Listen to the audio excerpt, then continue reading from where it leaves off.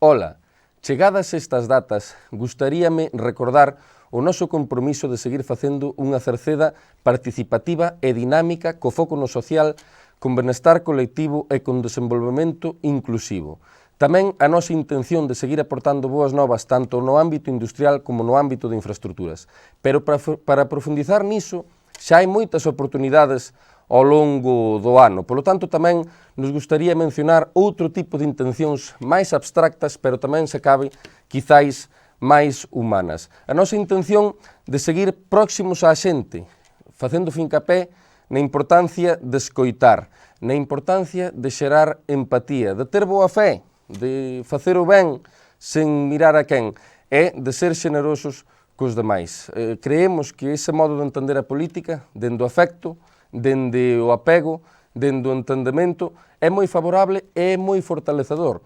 Por que é moi fortalecedor? Porque levantarse cada día sen contas pendentes, sen rancores, pensando nos demais, ofrecendo o mellor de ti e tratando de mellorar, é algo que nos fai moi resilientes. Por lo tanto, con ese enfoque, na estima, no amor, no afecto aos demais, tamén queremos encarar este ano 2026 e facelo en favor e en compañía das veciñas e dos veciños, aos cales aproveito para saudar, así como tamén a todo o equipo humano do Concello de Cerceda, que é fundamental á hora de abordar eses obxectivos. Nese sentido, gústame tamén mencionar as persoas que teñen vínculo con Cerceda e as persoas emigradas ao longo do mundo, que seguro que moitas delas tamén nos están escoitando neste momento.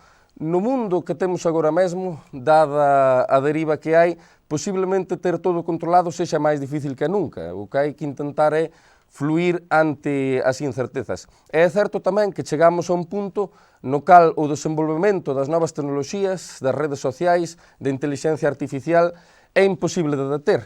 Hai que convivir con todo iso, co capitalismo da vixilancia, co entretemento masivo ao que nos someten, tamén coa manipulación, pero ante iso queremos poñer en valor o humanismo, a arte, a lectura, a natureza, o deporte, a convivencia cos demais, a socialización.